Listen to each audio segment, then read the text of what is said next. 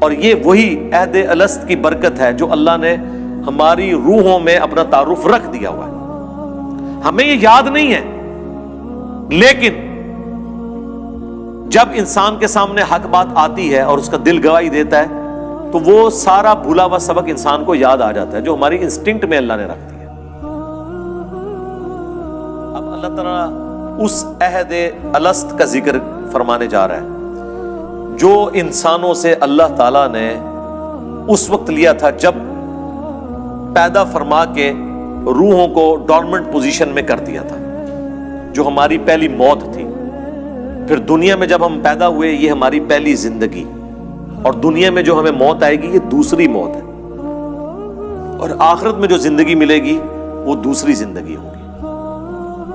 جو سورۃ البقرہ میں سورہ المؤمن جسے سورہ غافر بھی کہتے ہیں، 2 زندگی اور 2 موتوں کا ذکر ہے، وہ یہ ہے. تو اللہ تعالیٰ نے انسانوں کی روحوں سے عہد لیا تھا. وَإِذْ أَخَذَ رَبُّكَ، اور اے محبوب یاد کرو وہ وقت.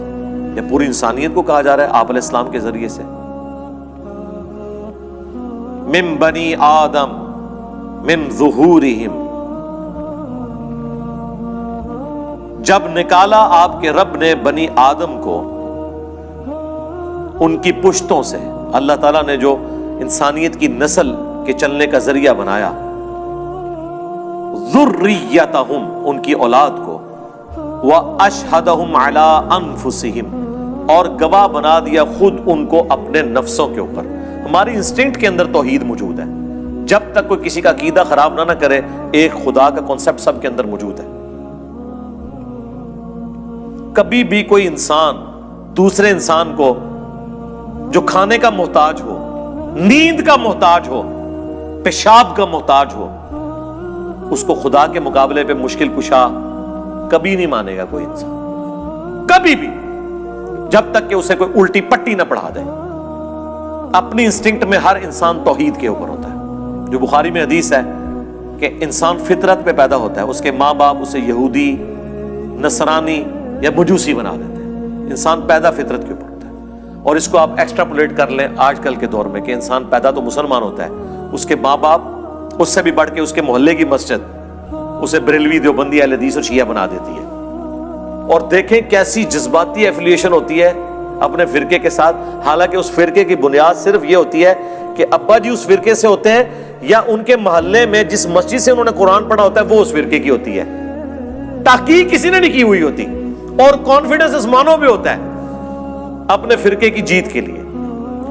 جس طرح کرکٹ کی اور ہاکی کی ٹیمیں ایک ملکوں کی دوسرے ملکوں کے ساتھ اپنے ملک کی محبت میں کر رہے ہوتے ہیں، وہی والا حساب ہوتا ہے. علمی کوئی دلیل نہیں ہوتی، جذباتی ہوتی ہے. تو اللہ تعالیٰ فرما رہا ہے کہ بنی آدم یعنی آدم علیہ السلام کو اللہ تعالیٰ نے جب ان کا سلسلہ شروع کیا ان کی اولاد کا، تو ان کی جانوں کے اوپر وہ خود گواہ ہوئے اس بات کے کہ اللہ تعالیٰ نے ان سے یہ عہد لیا تھا. عہد الست کہا جاتا ہے اردو میں، یہ بڑا ایک مشہور یعنی ایک ٹرمنالوجی کے طور پر آتی ہے بات. وہ یہی سورۃ الاعراف کی آیت نمبر 172 ہے. الست بربکم، کیا میں تمہارا رب نہیں ہوں؟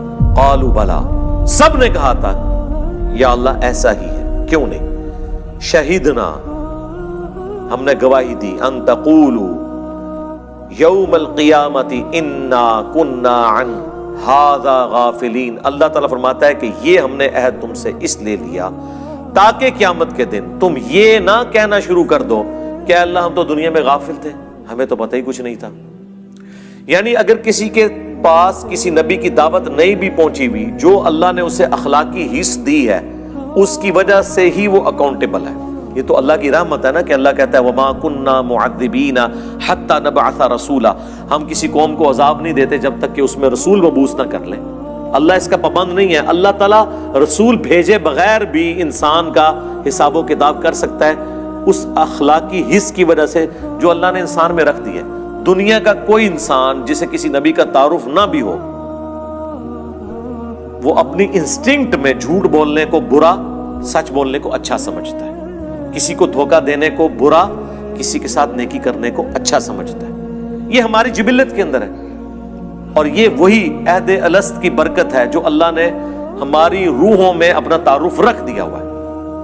ہمیں یہ یاد نہیں ہے، لیکن جب انسان کے سامنے حق بات آتی ہے اور اس کا دل گواہی دیتا ہے تو وہ سارا بھولا ہوا سبق انسان کو یاد آ جاتا ہے جو ہماری انسٹنکٹ میں اللہ نے رکھ دی ہے، وہ عہد الست یہی ہے۔ تو اللہ تعالیٰ ہمارا یہ اس لیے ہم نے رکھا کہ کوئی قیامت کے دن یہ بہانہ نہ کرے کہ ہمیں تو پتہ ہی نہیں چلا۔ او تقولوا، اب یہ ہمارا ذکر ہونے لگا ہے اس اعتبار سے کہ لوگ یہی کہہ رہے ہیں، یا تم یہ نہ کہو انما اشرک آباؤنا من قبل، کہ شرک تو ہمارے آباء و اجداد کیا کرتے تھے، وَكُنَّا ذُرِّيَّةً مِّن بَعْدِهِمْ، تو ہم بھی تو انہی کی اولاد تھے، ہم نے اسی طریقے پہ چلنا تھا، ہمارا کیا قصور کہ ہم کافروں کے گھر پیدا ہوئے۔ یہ اکثر لوگ پوچھ رہے ہوتے ہیں نا جی ان کا کیا قصور ہے جو ہندوؤں کے گھر پیدا ہوئے؟ ہم کہتے ہیں ان کا کیا قصور ہے جو مسلمانوں کے گھر پیدا ہوئے اور پوری زندگی قرآن ترجمے سے پڑھ کے اپنی توحید ٹھیک نہیں کر سکے۔ آپ کو ہندوؤں پہ ترس آ رہا ہے، مجھے تو مسلمانوں پہ ترس آ رہا ہے جو دریا کے کنارے پیاسے مر گئے ہیں۔ چلے کوئی ریگستان میں پیاسا مر جائے اس پہ ترس نہیں آتا اتنا جتنا اس شخص پہ جو دریا کے کنارے پیاسا مر جائے اور وہ پانی نہ پی سکے۔ اپنی فکر کرو کہ ہمارے آباء و اجداد ہی شرک کیا کرتے تھے، ہم بھی تو ان کی اولاد ہیں۔ افتہلکنا بما فعل المبطلون، تو کیا تو ہمیں ہلاک کرتا ہے اس شرک کے سبب جو کیا تھا ان باطل پرستوں نے؟ یعنی کہیں ایسا نہ ہو قیامت کے دن تم یہ کہو کہ ہم بریلوی اس لیے تھے کہ ہمارے ماں باپ بریلوی تھے، ہم دیوبندی اس لیے تھے کہ ماں باپ دیوبندی تھے، ہم اہل حدیث شیعہ یہودی نصرانی ہندو سارے، میں ساروں کو شامل کر رہا ہوں، اس وقت تو پوری انسانیت کی بات ہو رہی ہے نا، کیونکہ عہد الست کی بات صرف اس لیے تھے کہ ہمارے آباء و اجداد یہ کرتے تھے۔ اللہ تعالیٰ اس روش کو پسند نہیں فرماتا، اس لیے اللہ نے کہا ہم نے تم میں عقل رکھی ہے کہ تم جو عہد الست جو تمہارے ساتھ ہوا تھا اس کے اوپر تفکر کر کے حق بات تک پہنچنے کی کوشش کرو۔ وَكَذَلِكَ نُفَصِّلُ الْآيَاتِ، اور اس طریقے سے ہم اپنی آیات کھول کر بیان کرتے ہیں، وَلَعَلَّهُمْ يَرْجِعُونَ، تاکہ وہ اس میں غور و تفکر کریں اور واپس پلٹ آئیں، کفر سے باز آ جائیں۔